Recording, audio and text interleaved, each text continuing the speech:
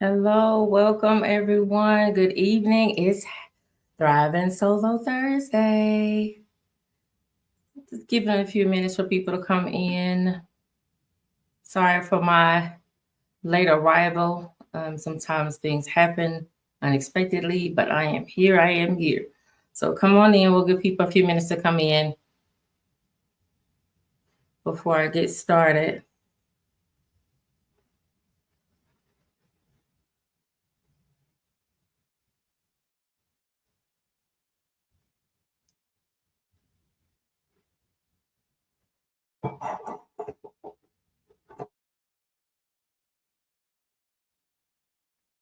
Hope everybody's having a good evening or starting to get their evening started. Today, we're going to be talking about overcoming rejection, thriving through setbacks as a single parent. And so, rejection is something that we all can relate to, whether you're a single parent or not. And so, I just want to kind of focus on, of course, the single parents and, give you guys some type of, to give you encouragement, to give you understanding, to give you strategies, to let you know you're not by yourself. You're not doing this by yourself. You're not alone. And so, even though it feels like you're by yourself, you're not the only person that's experiencing it. Sometimes we have to be in a season of isolation in order for things to make sense later. Because when you're in it, it doesn't make sense. So, before we dive into all of that, I'm just going to welcome you all to tonight's live. I won't be before you long. I'm Coach Sheree, the single parent life coach, and I am so excited to have this conversation with you all today. As single parents, we face so many different challenges in so many areas, whether it's dating, co-parenting, family relationships, or even our careers. One thing that's challenging and that can hit very deep and shake our confidence is rejection.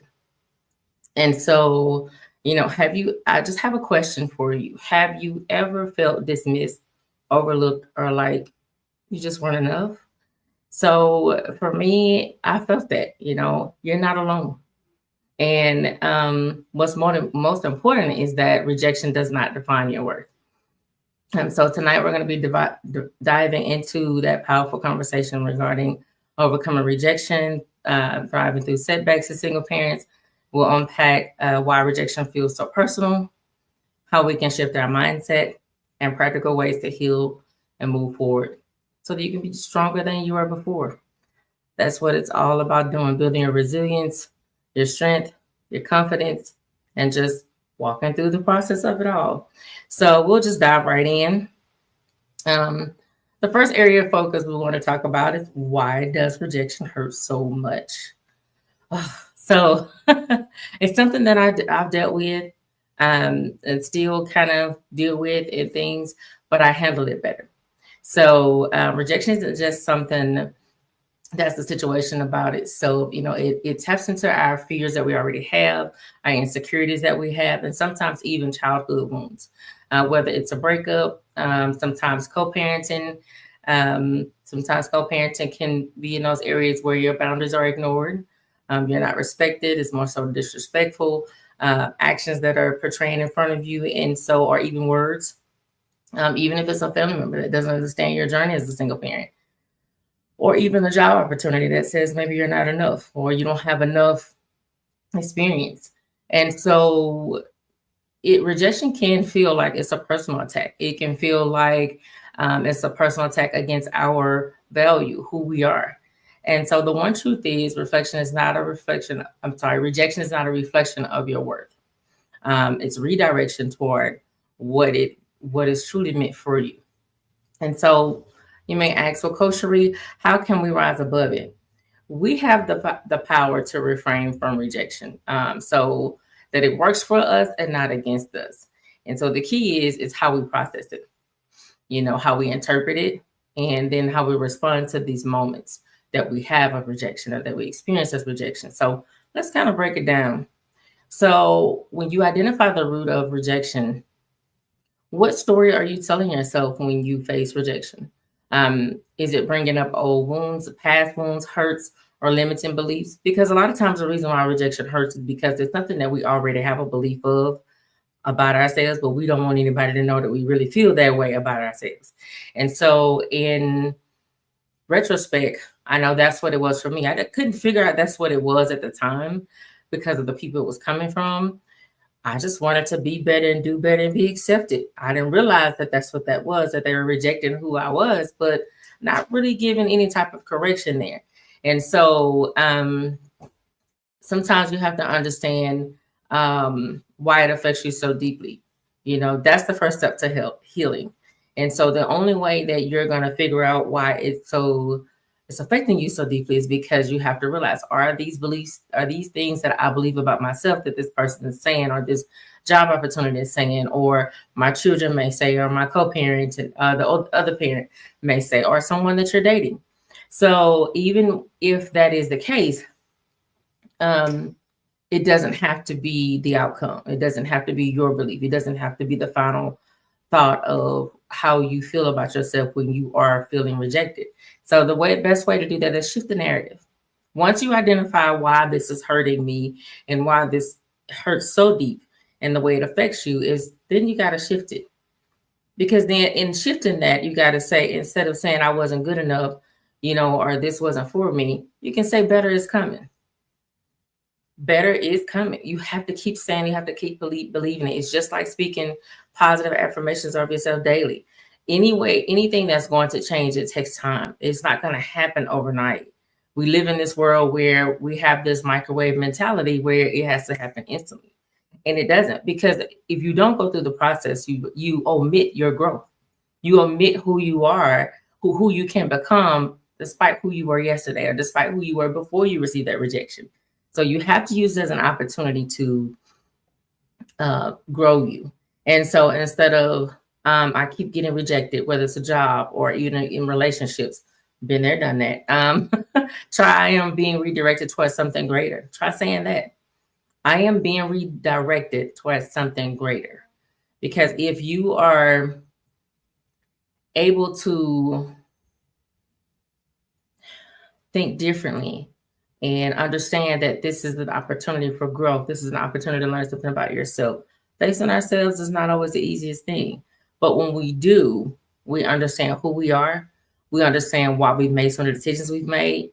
And we also understand that, hey, you know what? This is another opportunity for me to get to know myself so that I can change those things about myself. I can figure out, okay, you know what? This is not so bad after all. This was something not to break me, but to make me who I desire to be. So even as uncomfortable as rejection is, it is something that can grow us, number one. Number two, it can help us understand who we are and why we've been making these different decisions that have not resulted into great outcomes like we once thought it would. And so also the third thing is you understand why it affects you so deeply, because it's also a belief or a limiting belief that you're putting on yourself. Trust me, been there, done that. And so just remember this: when you're shifting the narrative, our words have power. How we speak to ourselves, it matters. You don't want to say, oh, well, they said I wasn't good enough anyway, so we'll just leave it at that. No, you don't want to say that. I just was not for that person. That was not for me. I was not for them, however you want to say it. Or that job opportunity was not for me.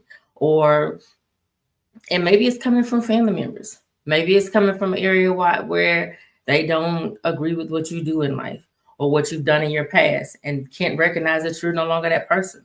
Whatever that case may be, you want to make sure that that is not who you are. It does not define who you are. Let them think, let them say, let them do, let them feel however they want to, however they desire.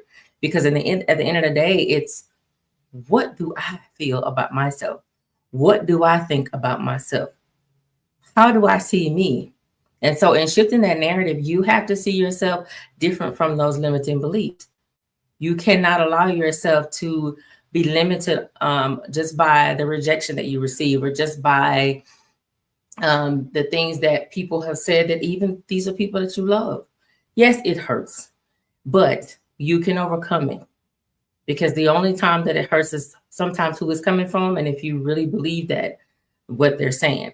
And so the next thing you want to do, even with those people, is the third thing is to create boundaries, and guarding your peace. I'm big on creating boundaries. I'm big on guarding your peace or protecting your peace. Not every rejection needs to be internalized. Sometimes you have to say something and say, hey, that hurt me.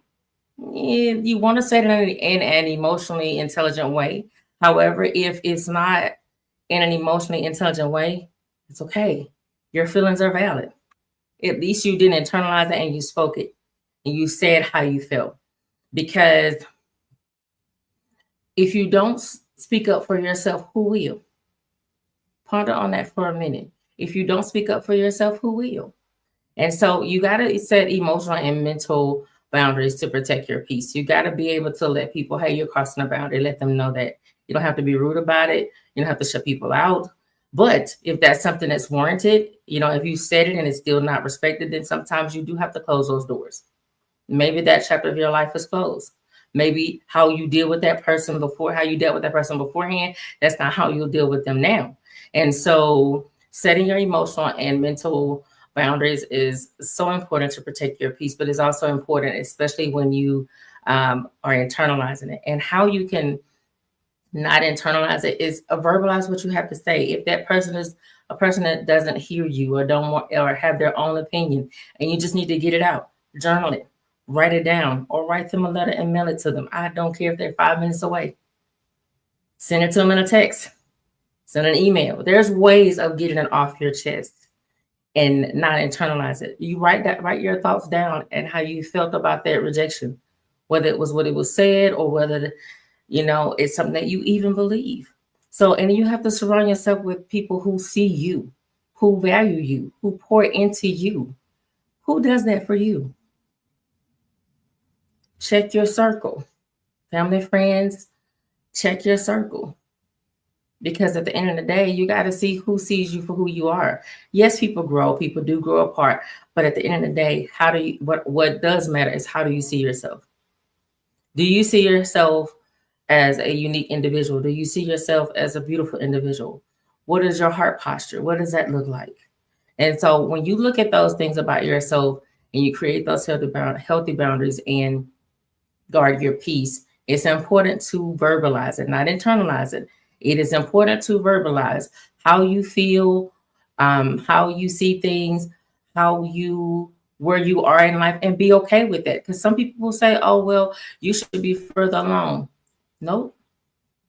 This is where I am, and I'm embracing it because this is just my right now situation, not my forevermore circumstance. You will always hear me say that because I had to tell myself that. That was one of the affirmations that I started using.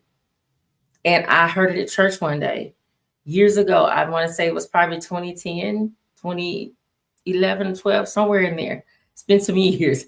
But either way, I say that often. If you're close to me, you know who I am. You know, though, that I say this is just my right now situation, not my forevermore circumstance. Because things can look a little bleak. It looks like it's not going to happen. And you have to tell yourself that, especially when you have a lot of unexpected things happening over and over again. And a lot of times you're protecting your peace, guarding your peace, and creating those boundaries means that you don't have to internalize everything. You have to verbalize it. Some things are better left unsaid.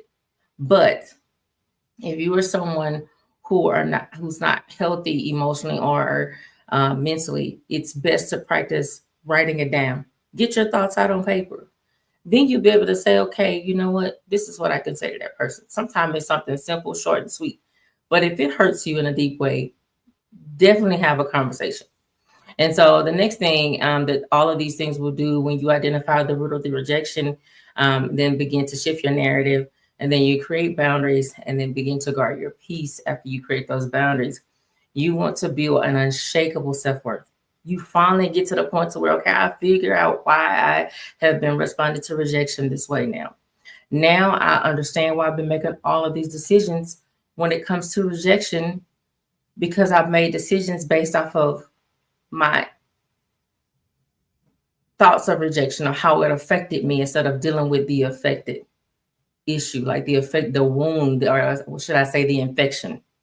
Because you can be affected by something and then it creates a wound, And then if we keep internalizing it and trying to process it ourselves and not writing things down and just keeping it all here, then we are creating an infection in that womb, because we're not writing it down or talking about it is really the medicine that will unpack all of that so that you can heal. And so once you build an unshakable self-worth, your value isn't based on who accepts you or rejects you. I can count the people on my hands that are in my circle, on my fingers rather. I used to have a crowd of people, crowd of family.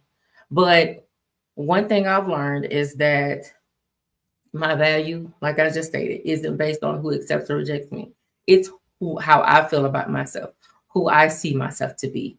And so when rejection comes, it's an opportunity to grow. It's another opportunity to accept people for who they are and who they are, just who they've become and who they are in your life. You know the value that you hold with people, but don't let anyone else's value be more than how you value yourself. That's deep. And I'm gonna say that again. Do not allow anyone else's how you value someone else to supersede how you value yourself. Because when you don't do that and you see someone else in a better light than you see yourself, it becomes where like you're in borderline competing with that person or comparing yourself to that person. You don't want to do that, because you are unique how you are. You know who you've become, what you've gone through. Your path is your path. Your journey as a single parent is your journey. You have to embrace it. And so, like I said, daily affirmations, create those, remind yourself of your worth. I am enough.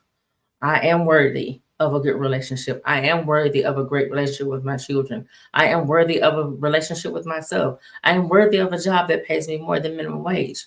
I am worthy of a job that pays me only 40K a year. I am worthy of a job that pays me more than 60K a year, whatever it may be. But don't negate where you are, because your story could very well be the story that someone else is looking toward or looking forward to having. So value who you are, embrace where you're at, and keep going through the process and taking every step necessary to where you want to be, the person that you want to become, because you can do it. It just take you understanding what that rejection is, why it hits so deep, shifting your narrative, creating your boundaries, and guarding your peace, and then building an unshakable self worth. And I'll always say self care is necessary. You understand why you need to love yourself once you realize who you are. Um, you'll grow personally, because when you believe in your own value, no rejection can shake you. Always remember that. When you believe in your own value, no rejection can shake you. And so, in closing, remember this: rejection may feel like a setback, but I promise you it's actually a setup for something greater. Every no is making room for the right yes. Every closed door is guiding you toward a path that aligns with your true purpose. As single parents, we're resilient. We've already overcome so much, and we will continue to rise above every challenge, no matter whether you've been a parent for 20 some years, or 5 years, or 1 year, or 2 years. You are doing what you need to do in this season of your life. Don't rush it. Take a deep breath and understand that those closed doors, like I stated, they're guiding you toward a path that aligns with your true purpose. Every no is making room for the right yes. And, we will continue to rise above every challenge. So today I challenge you to shift your perspective. Instead of letting rejection define you, instead of letting rejection define you, let it refine you. So thank you so much for joining in on tonight's conversation. And just know that, again, this is just your right now situation, not your forevermore circumstance. And, let's continue growing, healing, and thriving together. So until next time, I'll see y'all next Thursday. Have a thriving solo Thursday evening.